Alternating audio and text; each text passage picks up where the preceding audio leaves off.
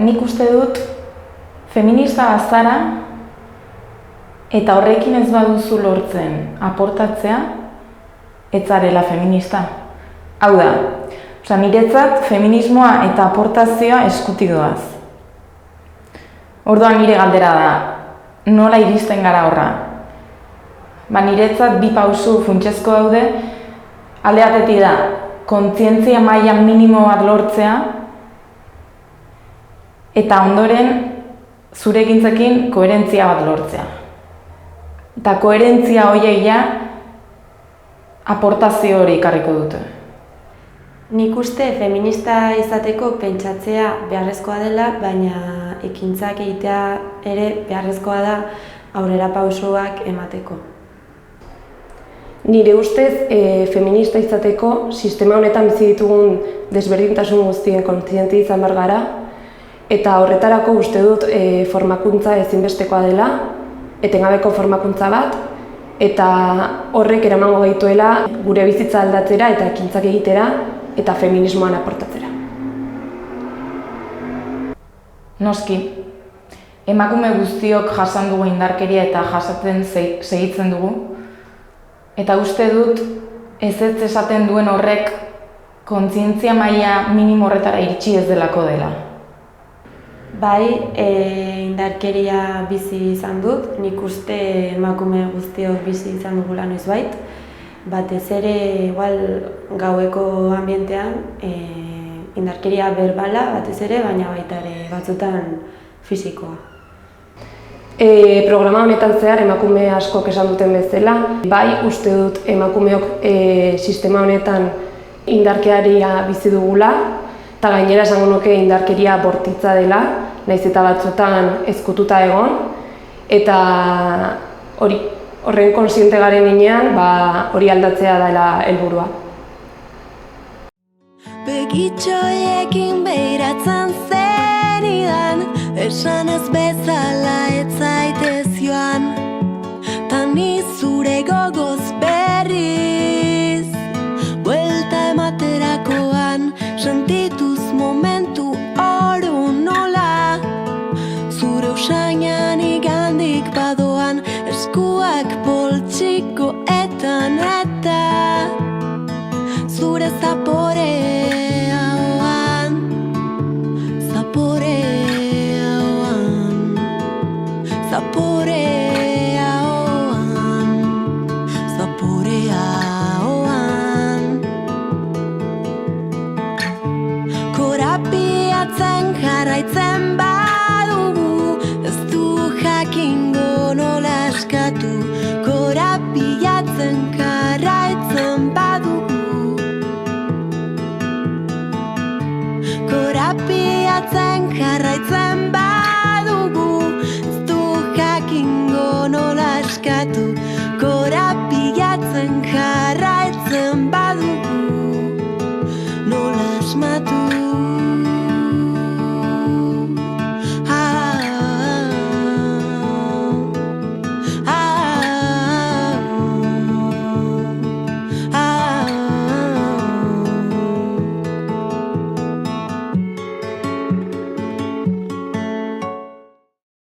Gaur egun, nik uste aldirela sartu emakumeak nahiko errez. Errez, gizonak bezala. Baina sozialki ez dagoen, ez dakit haunongi ikusia edo oraindik ez daukagu barneratua emakume bat izan daitekela subiltzailea gizon bat bezala. Adibidez, ni sartu nintzen, eta ez nuen egin kriston esfortzua decir, me va la vida. Eta uste dut nire inguruko emakume asko aldirela sartu, baina edo ez zaie pasatzen burutik, edo ez dute planteatzen ere, nik uste dela gehiago hori. Pixkat beldurra sartzeko edo lako gauzak. Zientzian edo ez dakit, edo ibilbide akademiko batean beti egin behar dituzu, urtero egin behar dituzu merito batzuk. Argitaratu behar dituzu emaitzak, atera behar dituzu emaitzak, eta horrela proiektuak eskatzeko, proiektuen diruarekin egin behar dituzu emaitzak, eta gero emaitzak argitaratu behar dira, eta hori da, kurrikuluma, artikulu zientifikoak egitea. Eta, horretarako behar duzu denbora, laborategi batean adibidez egoteko nolabait esateko ordutegia oso malgua izan behar da, eta orduan ama izan eta gero gauzak saltzen dira. Umeengan ez dakit esan diteken beraien artean egoera matxista ikusten duen. Jokuk diela, rolak diela, elkaren artean bai ikusten da, desberdinek gala, edo bai umetan, nahiz da guk esan handiken zenbait joku eta dena berdine gala, baina kulturalki, tradizioz, hainbeste bizitu dugu, emakumea edo umeek neskak joku mota baten eta mutile besten, niko handiken uste dut hori reproduzitzen dela eta zaila dela aldatzea. Es deportista más sexy de los Juegos Olímpicos de Rio de Janeiro. Eta ziurrenik emakume hauek notizietan eta agertzen dira bakarrik sexik direlako. Baina inork ez du jakingo, ez da ze kirola egiten duten, ez da dominik irabazi duten, ez dakit kazetariak diren edo gizarte orokorran uste dute kirolei buruz hitz egin behar baldin badugu eta emakumeak horretan sartu behar dugu, gainontzekoak erakartzeko modu bakarra da titularrak halakoak izaten baldin badira, ez? Zerbait berezia eta tipo hau kirolaria da eta hau irabazi du, baina fijate, ama da. Edo kirolaria tal, baina eski oso guapa da. Edo badirudi emakume bat kirolaria izateko, kirolaria izateaz gain, beste zeo zer izan behar duela.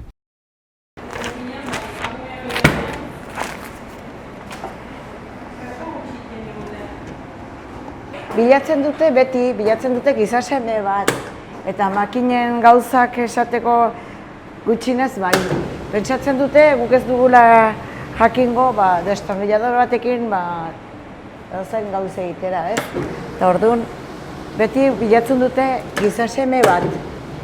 Baina, bueno, pentsatzen dute ez dula balio, ez esplikazioa guri, ez? Emakume garelakoz eta, bueno, hor gaude gu erakusteko badakigula.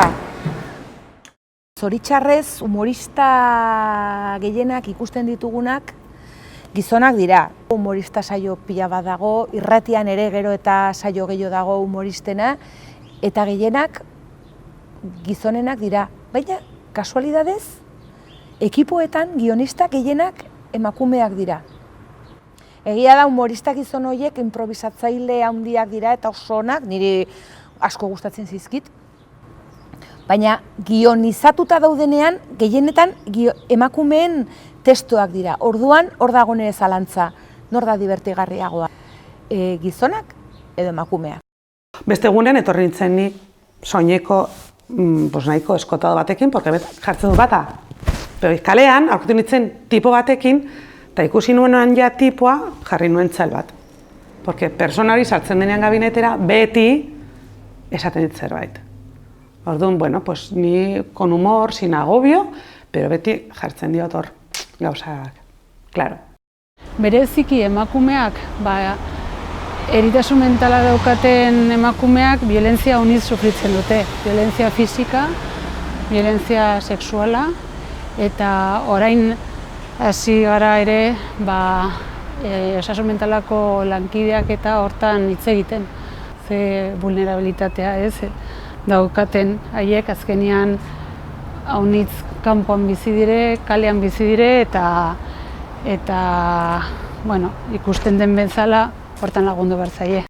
Datuetan ikus dezakegu egia dela gizon gehiago izaten dutela giba, emakumeak baino, baina giba hartzeko momentuan ezberdintasun oso interesgarria gertatzen da. Gizonen artean ematen diren diagnostiko berriak beste gizonekin sexu praktikak izaten dituzten gizonen artean izaten dira, eta behin bateko topaketetan, eta emakumeen kasuan ematen dira bikote egonkorretan eta heterosexualetan. Beraz, gu emakume bezala gure bikote egonkorretan sentitzen dugu segurtasuna, konfidantza, askotan ez da hain segurua, ez? Eta hori datuak erantzun, hola erakusten dute, eta gainera hori emakumeen artean 98%ak izan dute holako transmisioa. Sentitzen dugun segurtasun hori igual berre planteatu beharko genuke ze preserbatiboa edo bestelako material preventiboa gure harremanetan erabiltzea ez du esan nahi, gure bikotea maite ez dugula, gure bikotean ez dugula konfidantzarik, baizik eta gure osasuna zaindu nahi dugula eta hortan gaudela, ez? Azken finean, pelikularen begirada zurea da, ez? Zuzendari bezala. Orduan begirada hori zurea izanen da, nahiko subjektiboa, beste modurik ezin da. Eta nire kasuan, begirada hori feminista izan da beti. Nire kasuan berdintzait gaia horren emakumeen ingurua den ala ez. Zeren, esan nahi du niretzat feminista izatea da, ez dakit mundu honetan izaera edo jarrera edo joera bat. Nabaritu dut azkeneko urteetan sartu diren jokalariak taldean direla askoz ere feministagoa. Lehen feminismoa zen ia tabu bezala, inork ezin bere burua feminista hartzen. Egia da, eta azkeneko urteetan hori asko aldatu da. Benetan ulertu dugu zein den mugimendua eta nola egin behar den lan emakumearen alde. Zentzu horretan, azkeneko urteetan, martxoak 8 egunean grebara deitzen da. Lehen ospatzen genuen. Ze hostia ospatzen genuen. Nola ospatuko dugu dauzkagun, nola ospatuko ditugu dauzkagun desberdintasun guztiak, eta hori egiten genuen, ospatu. Eta hori uste dut Almudena Grandezi entzun niola lehena, esaten zuela, grebara joan behar gara egun horretan, eta ez ospatzera. Ze lan asko dago bidean egiteko. Nik uste olako leku baten emakume lan egiteko persona berak ekarri behar dula eta aurrera pausua eman behar dula. Ez dula homazte pentsatu behar jendek ze esango dun. Hori beti beldurka ibiltzen gara, lan hau ingo dut, eta ze esango diate, mutilana gehiago da, eta ni horta arte no, eta marimatxo, komentariok eta holako alde batera utzi, eta aurrera seitzea. Bizi bat bakarra hola mundun, aprobetxatu imar dela, eta bakoitzak nahi duna iteko libertasun guztia irukitzea dela, hemen biziontako helburu bakarra.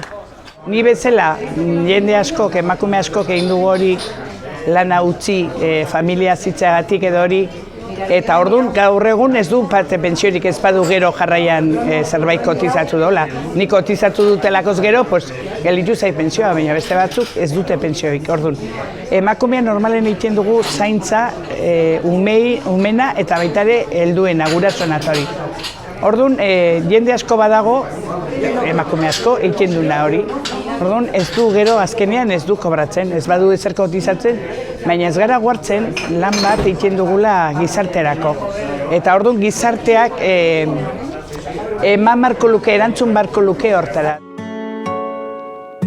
Begitxoiekin behiratzen zenidan, esan ez bezala ez zaitez joan, ta ni zure gogoz berriz, buelta ematerakoan, sentituz momentu oro nola, zure usainan igandik badoan, eskuak poltsiko eta zure zaporean,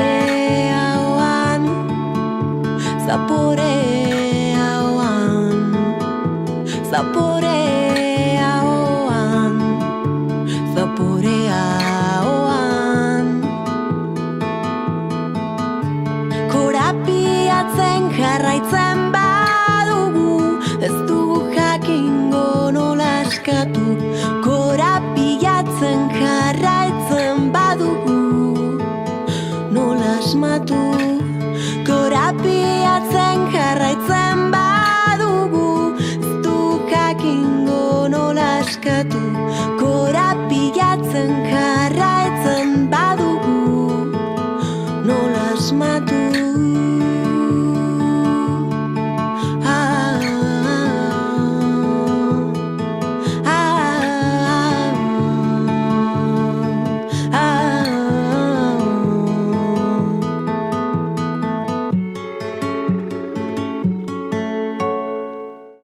Baina ama bakarra izatek, abantaila hori ere izan zuen erabakietan, nireak ziren erabakiak.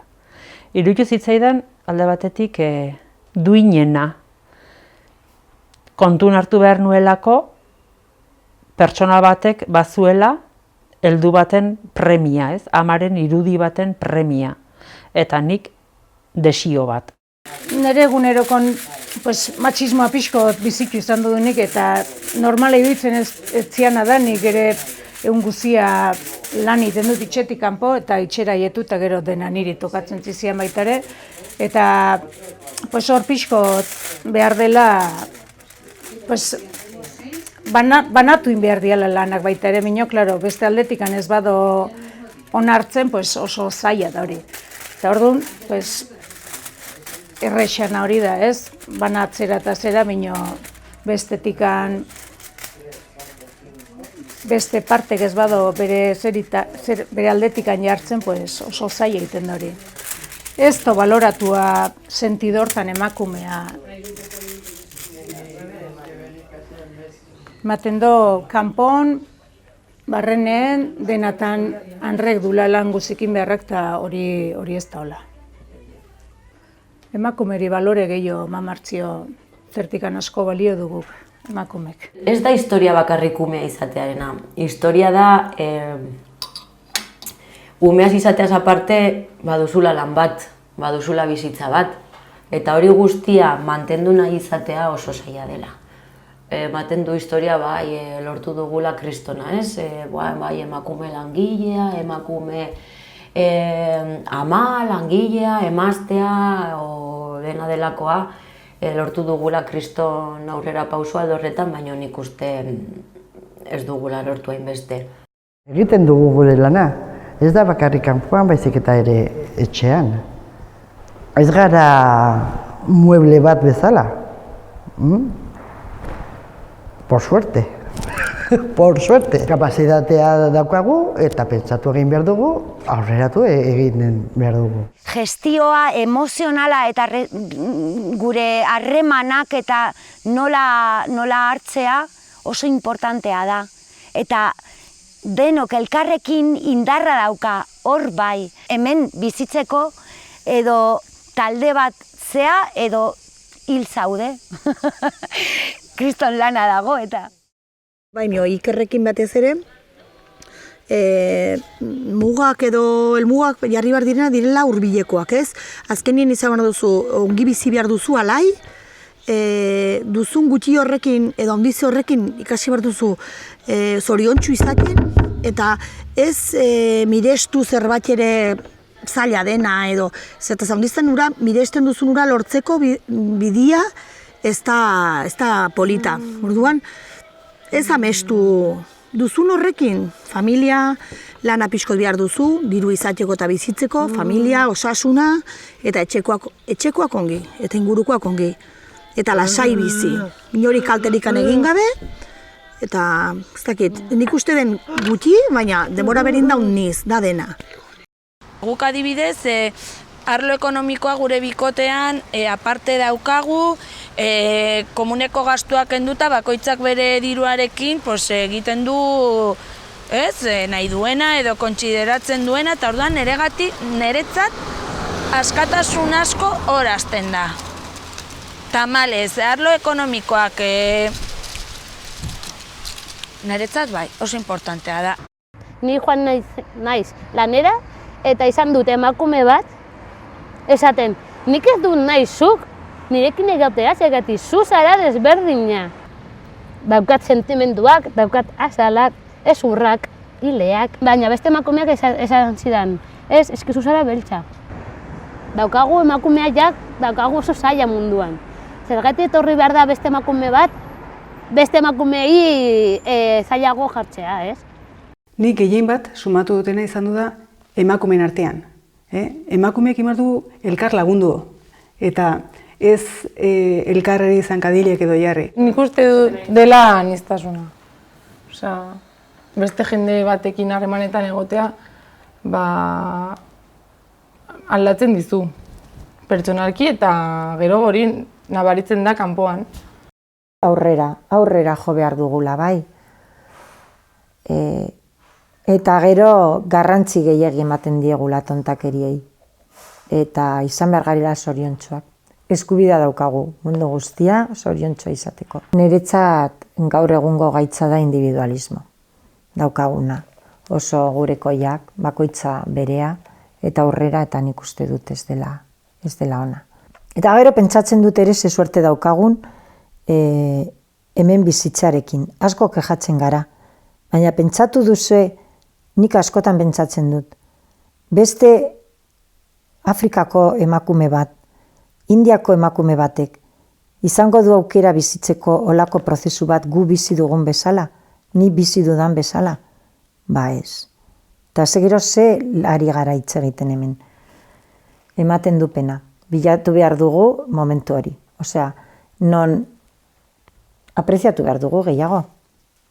Ez dugu eskubiderik, ez egoteko pozik. Beti gu linealak izan nahi dugu gizartea gu onartu gaitezen. Gure poterea dago ziklizitate horretan sartzen balin bagara. Heziketa sexualeri buruz hasi nintzen investigatzen ikusi nuenean zeuden emakume batzuk inoiz orgasmo bat izan zutela. Bere bulba ez zutela inoiz ere ikusi. Daukagu emakume mota bat eta horrelakoak ez balin bagara konplexatuak gaude. Eta orduan hori ere sexualitate arloan ere ikusten da. Disfrutatzeko lasai egon behar duzu. Sexualitatean daukagu erreferentzia bakarra edo da porno filmak. Da oso maskulinoa, oso gizonentzat egin da. Azkenian gizartea eraikina dago gizonez. Diseinatuta dago bere beharrak eta bere nahi duena, gauzak nahi duenak, ez? Orduan, guk ez nago kanpoak, guk gaude hori posible egiteko. Barnetik hasi behar da eta ikusi behar da, zure buruarekin, zuk zure burua zaintzen duzu, maitatzen duzu, sinisten duzu zuregan edo aurrera egiten duzu, zuk nahi duzunarekin, hori da lehendabizikoa. Eta hori egiten baduzu, seguro ez arela sartzen harreman toxiko batean. Seguro ez diozula beste pertsona bati uzten, ez da, min egiten eta zuk zure burua ez baduzu erasotzen.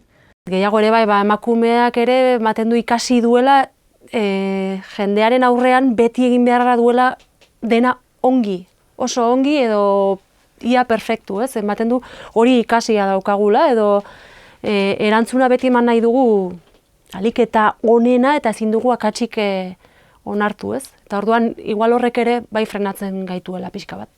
Geuretzat zelan gu gatoz desde el feminismo, eta orduan guk honek gauzak horren gau, desde ahí, hortik elaborau gau, hortik, ¿no? Desde el feminismo hemos ido elaborando, hemos ido cuestionando, hemos ido, ¿no? Añadiendo, quitando, ¿no? Profundizando, hor ibiliga ez. Eta orduan hor daukau beste ez dakit, venimos de ahí. Y eso guretzat nos ayuda muchísimo. Muchísimo. Pero también porque nos hace, el feminismo, ¿qué nos hace? Cuestionarnos, preguntarnos, ¿es? ¿No? Sí. Mirarnos, ¿no? Vernos, posicionarnos, hori dana eta orduan hor guretako importantia da, a nivel de pareja ere bai, ¿no? Denok ditugu gure genero mobidak, ez? Baina egia da etxean beti egon dela aldatzeko eta jakiteko voluntarietate hori. Eta nik zentzu horretan gurasoi eskertu behar diet mandidaten protagonismoa horretan, ez? Eta galdetzea eta askotan, eta hizkuntzaren aldetik erabiliko dugu hau edo ari naiz gehiagitze egiten, ez dakit, olakoak etxean ematen dira. Bai. Hombre, gukon hartu behar dugu eta ere zentzu horretan zintzoak izan behar gara. Transizio prozesu horretan sufrimendu puntuak egon dira. Diot, ni individualki ez, nire Irantzu Anot Perez bezala, ikaste prozesu horretan sufritu dut, nik uste dut amak neurri batean ere sufritu duela, ze baita ere jabetzea emakume bezala dituzun zaintza zamak, baita ere onartzea zure zure izatea nolabait baldintzatua dagoela, ez? Eta ni horrelakoa naiz, ostras, baina gero jartzen duzu kolokan zergatik zaren horrelakoa, eta zure ze alderdi gustatzen zaizkizun eta zeintzuk ez dituzun maintendu nahi. Eta nik uste kontzientzia prozesu horretan amak sufritu duela, eta zuk zeuk ere bai. Diotenik bizi dut, izan dut etxean, ez? Emakumeak gure lekua munduan errebindikatzen egon behar gara beti.